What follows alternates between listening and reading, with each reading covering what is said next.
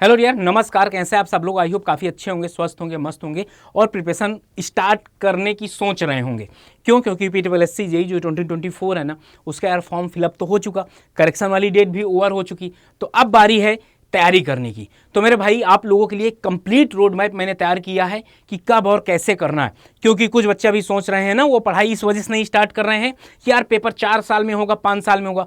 कुछ बच्चे ये सोच रहे हैं कि यार पेपर 1 साल के अंदर होगा तो पढ़ाई स्टार्ट कर दे रहे हैं।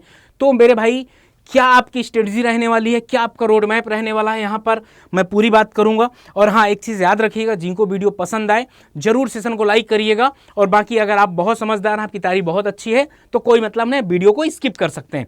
मेरे भाई देखिएगा, यहाँ पर मैं आप लोगों के लिए कुछ शानदार तरीके लेकर आया हूँ कि सबसे पहले आपको क्या करना है, अपना एग्जाम पैटर्न जानना है। क्या करना है आपको? एग्जाम पैटर्न आपको जानना है।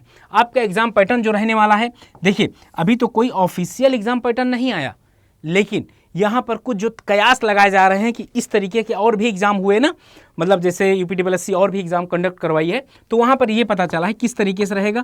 आपका टेक रहेगा 65 का, और नॉन टेक्निकल में आपका कंप्यूटर आपका रहेगा 15 का, और कंप्यूटर के बाद अगर बात किया जाए यहाँ पर यूपी स्पेशल, क्या यूपी स्पेशल आपका 20 नंबर का रहने वाला है। तो यहाँ पर आप देख सकते हैं कि यूपी स्पेशल में आप और कंप्यूटर में, इन दोनों में आप एक काम ये कर सकते हैं कि एक मार्केट में बुक आती है, किसी भी प्रकाशन की आप ले सकते हैं, यूपी स्पेशल करके, कि जो यूपीटीपीएससी कंडक्ट करवाए हैं ना पेपर PYQ, उनका ले लीजिए, करीब 4 साल 5 साल का। यार उससे आपको बहुत हेल्पफुल हो जाएगी, उससे बहुत हेल्पफुल हो जाएगी, और आपको यूपी स्पेशल तो पढ़ने में बहुत मज़ा आएगा। और मज़ा किस तरीके से आएगा, जैसे आपको पता है कि अभी अगर मैं बात करूँ आपसे कि लखनऊ किसके लिए फेमस है, ठीक ना, इटावा काहे के लिए फेमस है, कानपुर, फतेहपुर, इलाहाबाद को कौन सा नेशनल हाईवे कनेक्ट करता है। जब आप पढ़ोगे और अपने शहर के बारे में पढ़ने में, सिंपल सी बात है, बहुत मज़ा आएगी आपको। तो अभी जब तक अभी आपके दिमाग में है पेपर कब होगा, तो अभी आपको बताऊंगा। पेपर देखिए, आपका जितना शासन का दबाव है, मुझे लग रहा है ना 1 साल में पेपर आपका हो जाएगा। अगले मई जून तक मैं एक्सपेक्ट कर सकता हूँ, अब अगले मई जून तक। लेकिन कुछ बच्चे यहाँ पर जो सोच रहे होंगे कि पेपर तो आपका 3 साल में होगा ना, गलत सोच रहे हैं, क्योंकि शासन का दबाव ज़्यादा है। और आप खुद सोचोगे, आपने सोचा 3 साल में और पेपर हो गया 1 साल में, पेपर हो गया 1 साल में, तो क्या करोगे? सिलेक्शन वैसे भी नहीं होगा। ये आप लोग बहुत अच्छे समझिएगा, बहुत फैक्चुअल डेटा पे बात कर रहा हूँ मैं। आप क्या होगा, आप वैसे भी सिलेक्शन नहीं होगा। तो मेरे भाई, उन बच्चों का सिलेक्शन होता है जो पहले से लगे रहते हैं। अगर अभी 1 साल का आपके पास टाइम है ना, आराम से पढ़ना है, इत्मीनान से पढ़ना है, एक एक कॉन्सेप्ट को ध्यान में रखते हुए पढ़ना है। अभी इंपॉर्टेंट और अनइम्पॉर्टेंट ढूंढना ही नहीं है कि कौन महत्वपूर्ण है, कौन महत्वपूर्ण नहीं है। अभी आप लोगों के लिए सब कुछ महत्वपूर्ण है।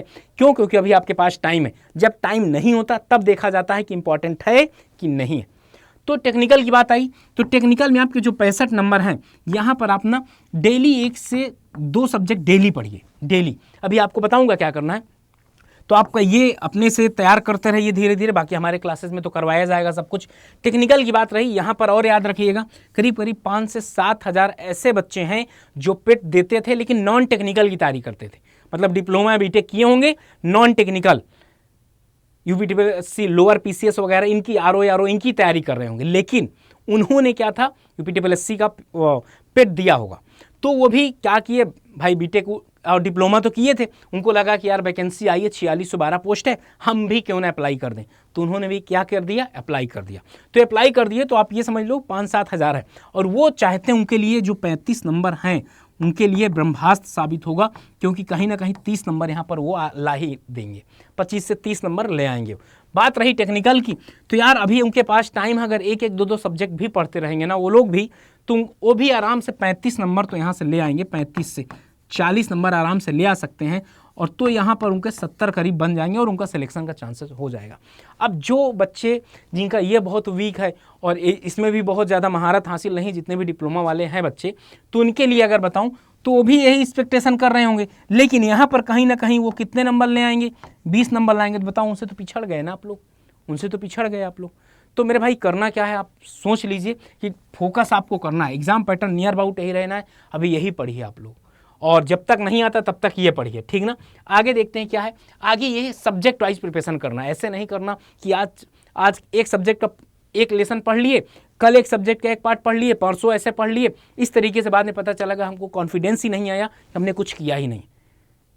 बहुत ध्यान से सुनिएगा, आपको कॉन्फिडेंस ही नहीं आएगा। और कॉन्फिडेंस आएगा कैसे? जैसे आपने डिसाइड किया कि इस महीने मुझे 3 सब्जेक्ट तैयार करने, और आसान सब्जेक्ट जैसे कि बीएमसी, सीटी और एस्टिमेशन, एक ये सब्जेक्ट ले लिए और एक सर्वे आपने बहुत अच्छे से पढ़ाए होंगे, ठीक ना। एक सर्वे या 2 ही सब्जेक्ट लीजिए, चलो स्टार्टिंग में आपने रिदम को बनाने के लिए 2 सब्जेक्ट हमने ले लिए, 2 सब्जेक्ट पे काम करने लगे और टारगेट था 1 महीने में हमने फिनिश कर दिया। अगले महीने में फिर हमने 2 सब्जेक्ट लिए, तो ये दोनों सब्जेक्ट किस में चले जाएंगे? आपके रिवीजन में चले जाएंगे, और रिवीजन प्लस इनके एमसीक्यू लगाना और पीवाईक्यू लगाना, ये स्टार्ट कर दीजिएगा अभी से। और यहाँ से 2 सब्जेक्ट हो गए, 4 सब्जेक्ट।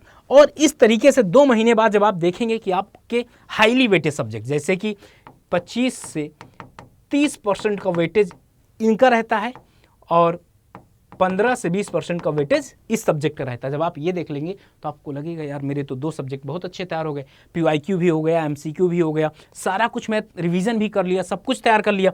और अगले महीने जब आपके 4 सब्जेक्ट 2 महीने के अंदर हो जाएंगे तो आपको यार एक अच्छा कॉन्फिडेंस आ जाएगा, तो आपके इंपॉर्टेंट सब्जेक्ट तैयार हो गए। और फिर आप तैयार करते रहिए, और यहाँ पर आपके लिए सब कुछ पढ़ना है, इंपॉर्टेंट सारा कुछ है अभी आप। तो ये बात समझ गए किस तरीके सब्जेक्ट वाइज प्रिपरेशन करना है। ऐसे मत करिएगा कि आज सोम के 4 सब्जेक्ट और 4 चैप्टर पढ़ लिए, एफएम के 3 चैप्टर पढ़ के छोड़ दिए, मतलब कोई भी सब्जेक्ट पूरा नहीं होता ना, तो जब तक आपको कॉन्फिडेंस ही नहीं आता। चलो आगे बढ़ते हैं। आगे बढ़ने के लिए यहाँ पर देखिए, और प्रीवियस ईयर पेपर आप सब्जेक्ट स्टार्ट करने के पहले ज़रूर देख लीजिएगा। क्यों? क्योंकि आपने जो पढ़ कर आए हैं, जो आप डिप्लोमा कर आए ना, जो डिप्लोमा में आप पढ़े ना भाई, उससे बहुत ज़्यादा अलग होगा यहाँ कंपटीशन। मुझे पता है क्योंकि डिप्लोमा किस तरीके से पढ़ाया जाता है। आप बस पास हुए, आपके कॉलेज में मास्टर ही नहीं थे, कैसे आपको ज्ञान मिलेगा? और आप हाई स्कूल या इंटर के बाद आए हुए हैं, तो तब इतना ज़्यादा दिमाग डेवलप हुआ नहीं। याद रखिएगा बात, बहुत ध्यान से सुनिएगा, हो सकता है किसी को खराब भी लग सकती है। और इसके बाद क्या होगा? मॉक टेस्ट तो बाद में इसको देखिएगा, ठीक ना। और जैसे 1 सब्जेक्ट 2 सब्जेक्ट हो जाए तो सब्जेक्ट वाइज मॉक टेस्ट आपको देते रहना। रिवीजन शेड्यूल कर लीजिए, जैसे अभी आपको बताया हूँ, 2 सब्जेक्ट हो जाए तो तीसरा सब्जेक्ट 2 सब्जेक्ट हो जाए तो अगले महीने उसको रिवीजन में डाल देना है। और ये बात याद रखिएगा, थ्योरी यहाँ पर क्या करना है, आपको 4 घंटे थ्योरी पढ़ना है। और न्यूमेरिकल में तो आपको, चूंकि मैं इस वजह से बोल रहा हूँ कि आपका डिप्लोमा है और डिप्लोमा वाले बच्चों का न्यूमेरिकल पोर्शन बहुत वीक रहता है, उनको बहुत डर लगता है। थ्योरी में इसी में इंक्लूड है, ठीक ना, इसी में इंक्लूड है।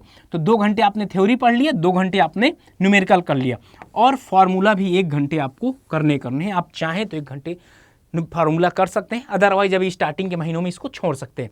अगर आपने पर डे के हिसाब से 4 घंटे भी शेड्यूल बना लिए हैं तो बहुत अच्छा यार, सिलेक्शन हो जाएगा। सिलेक्शन इतना बहुत है, सीट भी तो है यार, 4600 समथिंग सीट है, इससे ज़्यादा क्या ही चाहिए, ठीक ना। चलो आगे बढ़ते हैं। आगे तो हो गया, तो आप लोगों के लिए आई होप ये बहुत ज़्यादा इंपॉर्टेंट होगा। तो अब कुछ बच्चे बोलेंगे कि सर अब आप तो ये सारा कुछ बता दिया, अब एक चीज़ बताओ कि प्रिपरेशन कैसे किया जाए। तो और अगर आपको ऐसा लगता है कि डिप्लोमा पढ़कर आप क्वालिफाई कर सकते हैं तो कर सकते होंगे, तो अच्छी बात है, लेकिन ध्यान दे लीजिएगा कि वहाँ से और यहाँ पर बहुत ज़्यादा डिफरेंस होगा। आप जब एग्ज़ाम पैटर्न में बैठेंगे और वहाँ पर बहुत ज़्यादा डिफरेंट होगा, तो याद रखिएगा, गलती मत करिएगा। आप लोगों के भविष्य के लिए यार देखिए, ऐसा नहीं कि मैं ज़बरदस्ती आपको बता रहा हूँ कि आपको ख़रीदना ही, आपकी मर्ज़ी। जहाँ पर पहले यूट्यूब के अंदर जैसे हमारी वीडियो पढ़ी वो देख लीजिएगा, अगर आपको समझ में आया तो ज़रूर ज्वाइन करिएगा। ये हिंदी वाला बैच है, ये इंग्लिश वाला बैच है। हिंदी वाले बैच की अगर बात बताता हूँ आपको मैं, तो यहाँ पर 1399 समथिंग दिख रहा ना, आप इतने का मत लीजिएगा, एक कूपन कोड बता दे रहा हूँ Y579, 1287 रुपये का मिल जाएगा। और सुन लीजिएगा, ऐप को डाउनलोड करके करेंगे ना तो करीब 1200 रुपये का आपका पड़ जाएगा, कॉइन्स वगैरह लगाकर। और हाँ, ये कूपन कोड आपको लगाना पड़ेगा। वैसे इंग्लिश वाला ये वाला बैच स्टार्ट हुआ है, UPTPLSC का ये इंग्लिश वाला बैच 23 जुलाई से स्टार्ट है आप लोगों का, ठीक ना, 23 जुलाई से स्टार्ट है। तो और लेकिन मेरा सजेशन इस समय पे आपको महापैक लेने का। महापैक में इस वजह से बोल रहा हूँ ना, यहाँ पर हिंदी वाला बैच, इंग्लिश वाला batch, RRB JEE, UPTPLSC batch, SSC batch, सारे बैच का एक्सेस मिल जाता है आपको। और यह भी आपको 2000 का दिख रहा है ना, आपको इतने में लेना ही नहीं है भाई। आप Y579 लगाइए ना, 1800 रुपये का पड़ेगा।